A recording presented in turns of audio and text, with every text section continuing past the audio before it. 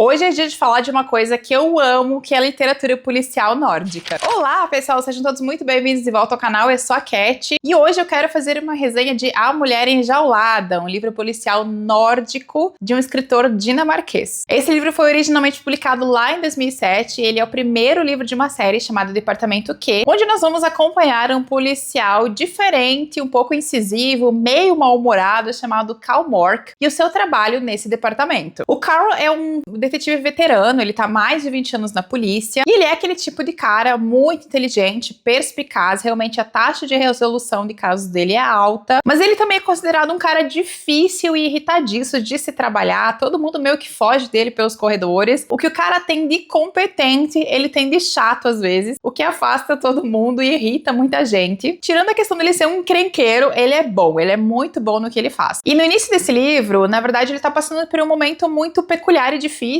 que é o fato de que ele e dois colegas sofreram uma emboscada. E nessa emboscada, um dos colegas morreu, o outro ficou paralisado e o Carl Mork saiu ali sem muitas sequelas físicas, mas ele tem uma sequela emocional muito grande, que é o fato de que ele perde a paixão pelo que ele faz. Ele até comenta que a luz dentro dele se apagou e é necessário fazer alguma coisa para que isso volte a brilhar, para que ele volte a gostar do trabalho dele, de resolver casos e ser o melhor detetive do departamento. É nesse momento que algumas pressões políticas aí vão fazer com que um departamento específico seja criado dentro da delegacia onde ele trabalha, que é um departamento chamado Departamento Q, que ele é criado para lidar com casos a nível nacional, casos que foram arquivados por falta de evidências. E o chefe do Carl, ele percebe que é a solução perfeita para tirar o Carl do caminho de todo mundo da delegacia e também colocar um dos seus melhores cérebros para trabalhar em alguns casos super complicados. O Carl, a princípio, ele não bota muita fé nesse departamento não, viu? Ele vai lá e colocam ele no porão, sem janela, uma bagunça, entregam lá pra ele uma série de pastas de arquivo e dizem, ó, tá aí, o filho é seu, você que lide, vai resolver esses casos. Inclusive, enviam pra ele um assistente, que é o Assad, que vai se revelar ali uma figura muito curiosa ao longo da narrativa. O primeiro caso que vai chamar a atenção do Carl e do Assad é o caso de uma promotora que ela era vice-presidente do Partido Democrático, que havia desaparecido em 2002. Lembrando, gente, que a história se passa em 2007, tá? Essa mulher chamada Meredith, ela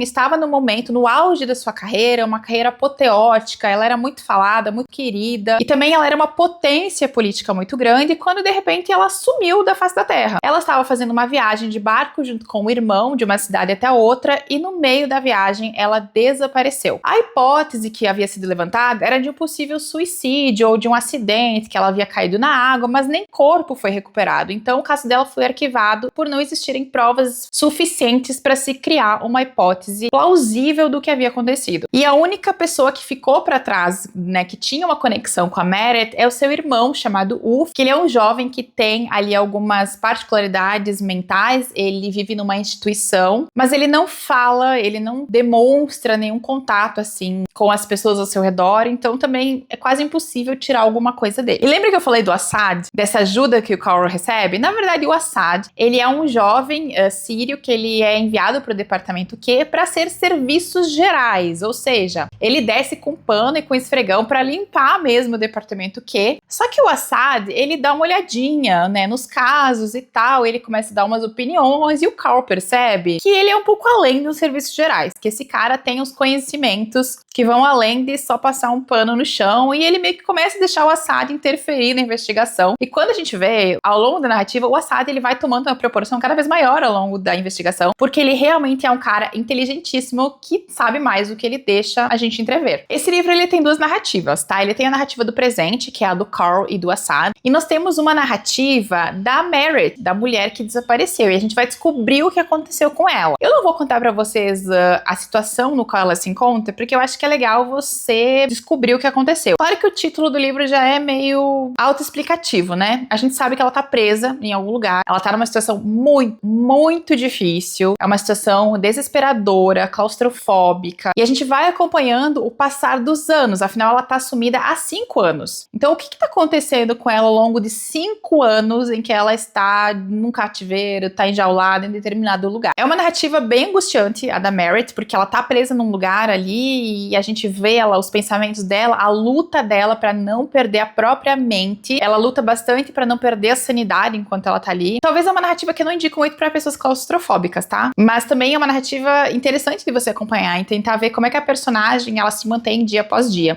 E ao mesmo tempo você pensa que lá em 2007 o Carl tá estudando o caso dela e você pensa, meu Deus do céu, Carl, encontra uma pista, descobre o que tá acontecendo pra salvar essa mulher. O trunfo do livro pra mim, gente, além da investigação, que é muito legal, é o relacionamento, é essa dupla que se forma entre o Carl e o Assad. O Carl todo irritadiço, vive fazendo drama em relação a tudo, e do outro lado você tem o Assad, que é misterioso, mas ele é muito inteligente, e ele, assim, você vira pro lado, o Assad já fez 12 coisas no caso, já resolveu milhares de pistas, já fez um monte de conexões aí que o Carl nem começou a fazer. Inclusive o Carl, ele vai se surpreendendo ao longo da narrativa com as habilidades do Assad, e o leitor também se surpreende, e é muito legal ver eles trabalhando juntos e criando uma certa amizade, né, uma certa conexão. Eles têm uma química muito boa de personagem, eu acho que funciona super bem. Esse é um suspense nórdico, um livro policial nórdico. Os nórdicos, gente, pra quem nunca leu e vai ler pela primeira vez, eles são livros policiais que eu gosto muito, particularmente eu gosto bastante, porque eles sempre aliam investigação, eles aliam o sistema investigativo, a busca por pistas, a busca por respostas, com uma boa construção de personalidade. Eles mostram bastante a vida pessoal dos detetives. A gente sempre tem um pouco além nos nórdicos, né? Eles sempre deixam muito claro que a pessoa que está investigando, o que ela é na vida pessoal, os dramas que ela tem em casa, também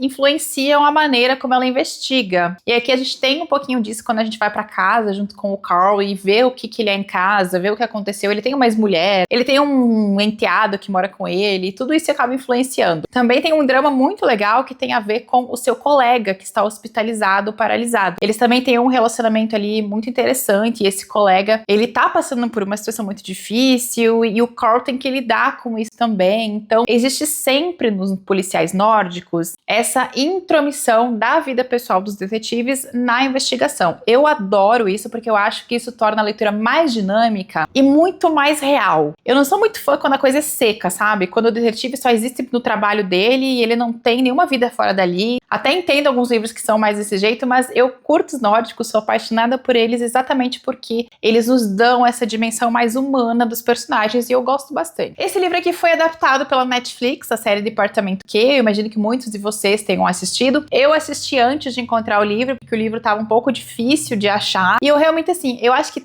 ler o livro antes é muito mais legal. Se você tiver a oportunidade, leia antes de assistir. Eles fizeram algumas pequenas mudanças entre a série e o livro, eu acho que elas foram todas pertinentes e bem colocadas, não são mudanças muito grandes, eu acho que elas ajudaram um pouco a narrativa. O que eu posso dizer pra vocês que tem mais diferença de uma coisa pra outra, eu acho que o Carl do livro, ele é menos ranzinza que o da série. O da série, ele é mais mal-humorado de forma negativa, sabe? Aqui no livro, não é tanto. O Carl, ele é um chato, ele se mete nas coisas, mas não é tanto quanto na série. Acho que na série fizeram ele um pouco mais bronco, talvez até pra combinar com a aparência e com o ar ali do Matthew Goode, que é o ator. Outra diferença é que no livro, o motivo do sequestro da Meredith é diferente do motivo da série. E eu achei que aqui eles fizeram uma boa troca. Eu acho que o da série ficou melhor, sabe por quê? Porque a motivação do livro, ela é muito fácil de você descobrir. Ela fica super na cara quando você lê o passado da Meredith, você entende por que ela foi sequestrada. Você até já sabe quem é que sequestrou ela. Então, realmente, aqui no livro eu acho que é fácil. E aí, pra série, eles deram uma diferenciada e eles dificultaram um pouco a questão da motivação